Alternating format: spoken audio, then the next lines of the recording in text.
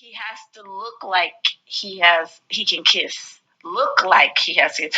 And it has to be a follow through that he can, but if he looks like he can kiss, done. Hey, all, you are welcome. The fact that you're here lets me know that you are curious about this couple, Pastor Keion Henderson and his beautiful wife, Shaunie.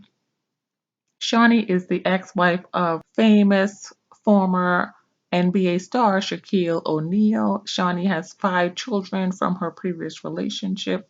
She has been single 10 years plus before marrying Keion Henderson. Keion has a book out known as The Shift.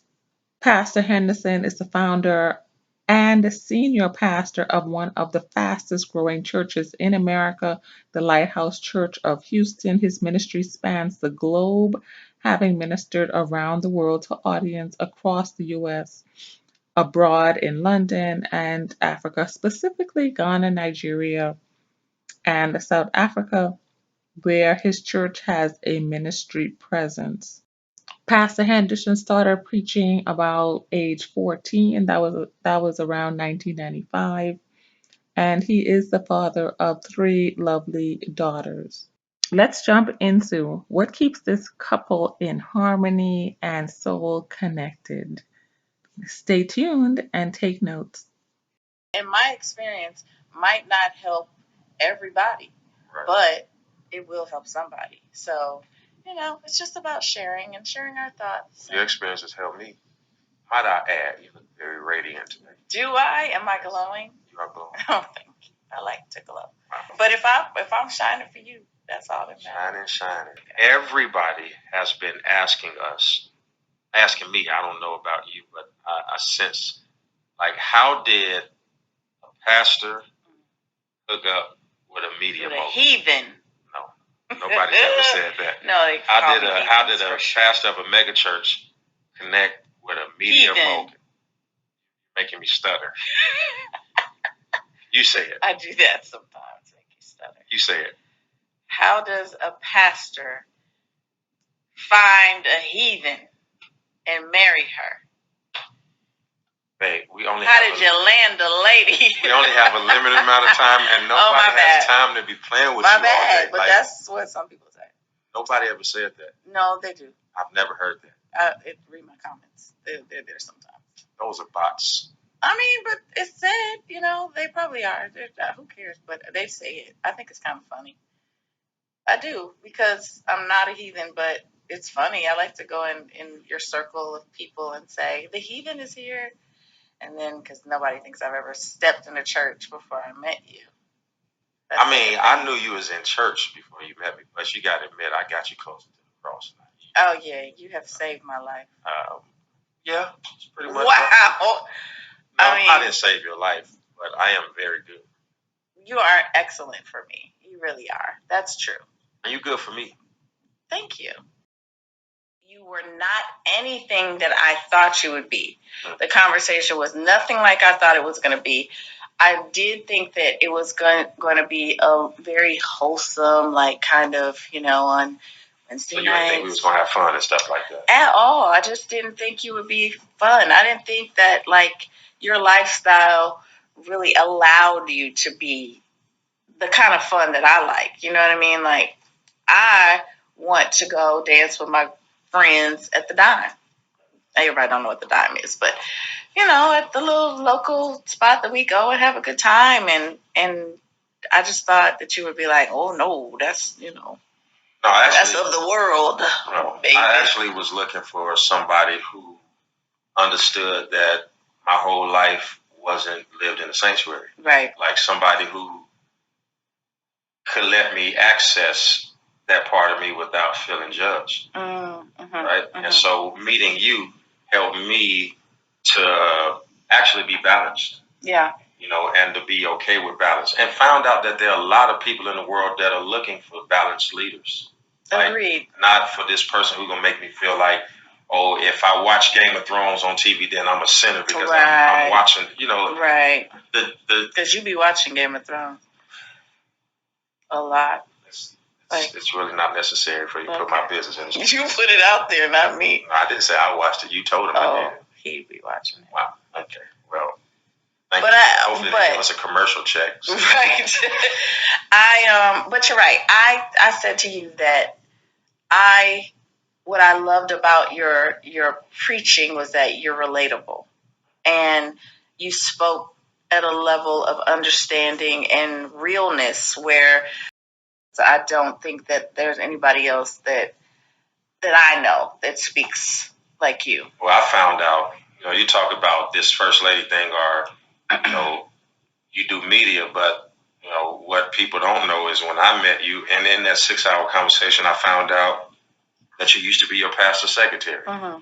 Found out that you used to read the condolences for the funerals. Found out that your mom was the MD and played the piano for the church. Mm-hmm. And so all of these different things, I want people to know that your path was always in this direction. Yeah, and just because you have commercials that promoted what you did for a living, it doesn't take away what you lived to do, which was to serve God. And I found you right in that place. That's true. So for me, it was a match made in heaven.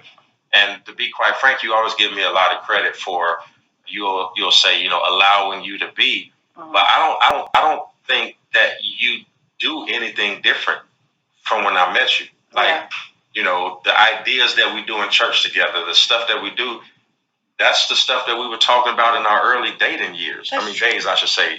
So I don't see that matriculation or that change that people try to say online that take place. I just think I'll say it this way, you're actually just showing the world who you already were. For the record, the dating pool has pee in it. It's really, really yellow, and I hate it there.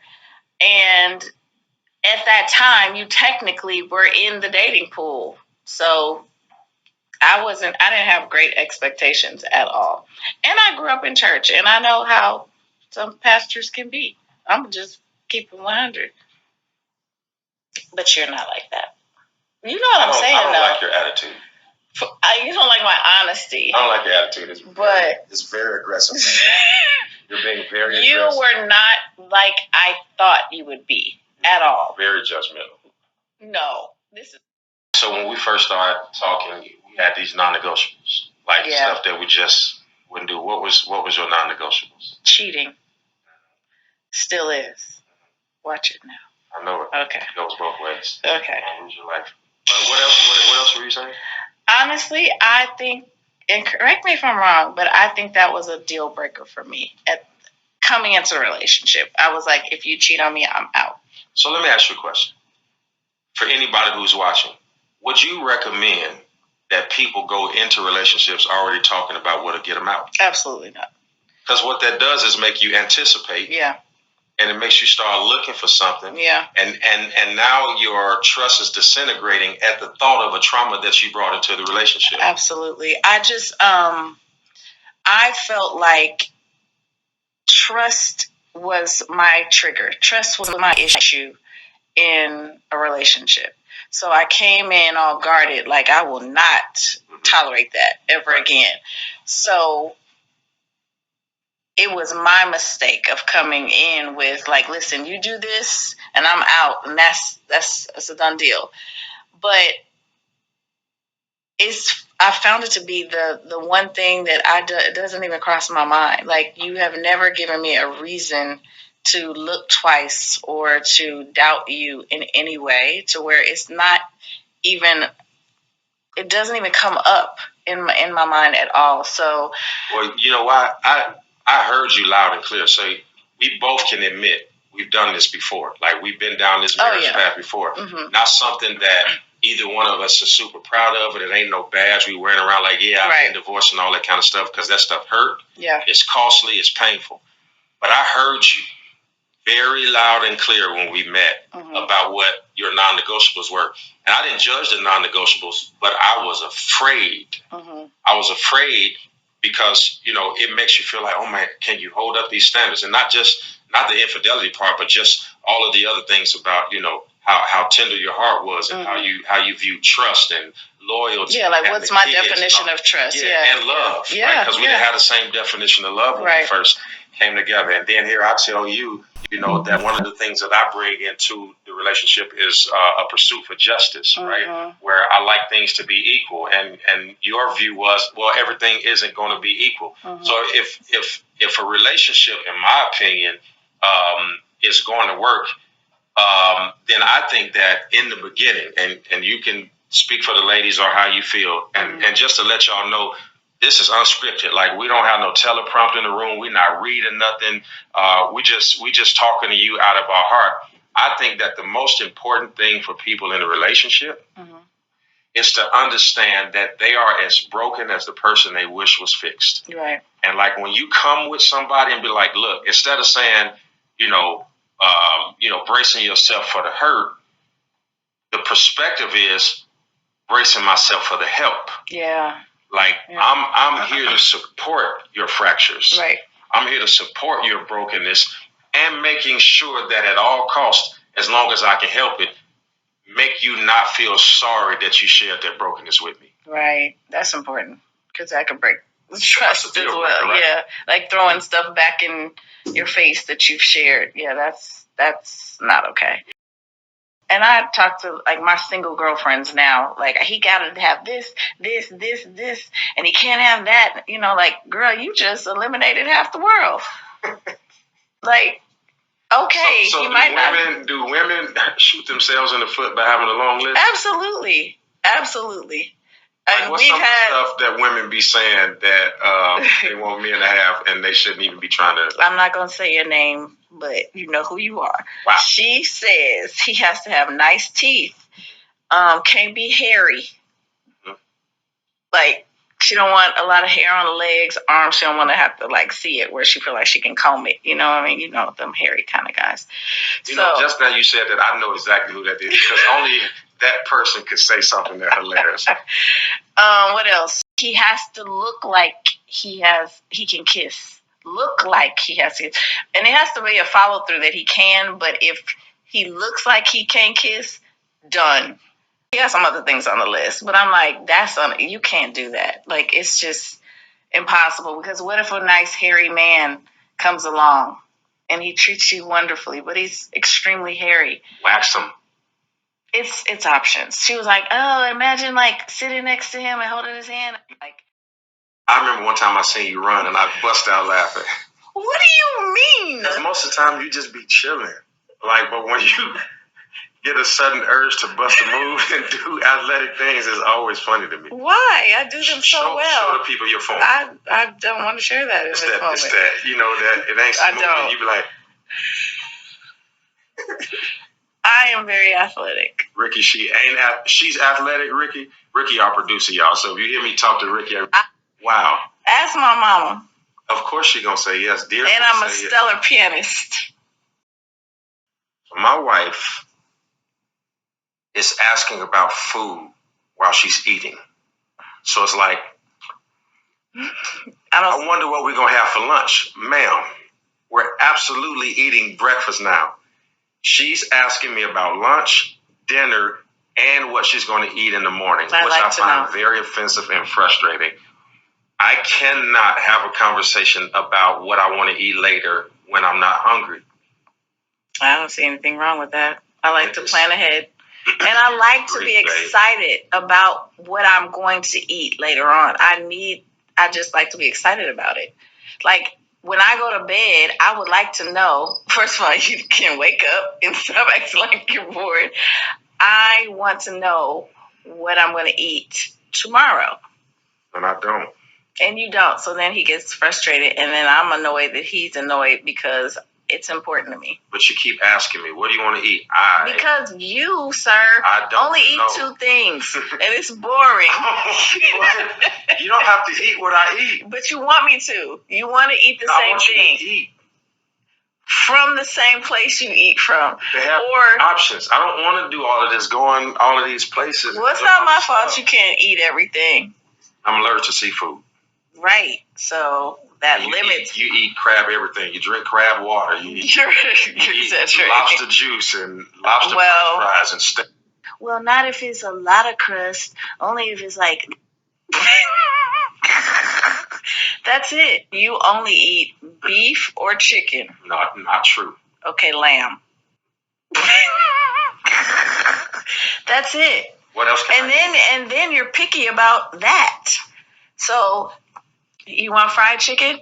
Well, not if it's a lot of crust. Only if it's like little crust, because a lot of crust will make my stomach hurt. So I can't have that kind of chicken, but I can have fried chicken. Just have to like who? What, sir? Then I gotta search for that kind of fried chicken, or either I need to cook, and you know I don't be wanting to cook all the time. So like, You are so aggressive. just is that the truth? Because You need it lightly floured and fried. It's just so. It's true. I never knew you felt this way about me. I'm so glad we out here in this. He said, he asked the question, and you agreed that if we're going to fight about something, it's going to be food, because in your lack of excitement for it. Is there any more questions, Ricky? If we talk about candy, though. That is it. Or how well do you? Hold on. Wait a minute. Let's do this before we leave. So you always get the little chin in at the end. Candy. Right. You light up about that. Or caramel sauce. Look at me. Put caramel sauce on my ice cream, babe. Cake. Oh, that makes sense. See how your eyes? Yeah, that's candy. Glitter. Cookies. I have admitted that I get excited about food. You, sir, just want to eat and don't care to talk about it. We need to talk about it. It's a conversation. Okay. I'll do a better job at talking about it. Your face. You should fix it. I'll do a better job at talking about it. So there you have it, y'all. 6 key points you can gather that will hopefully enhance your life from this fun and flirtatious couples interaction. Like this video, subscribe to this channel, and stay tuned for more. Go and take a look at other videos here.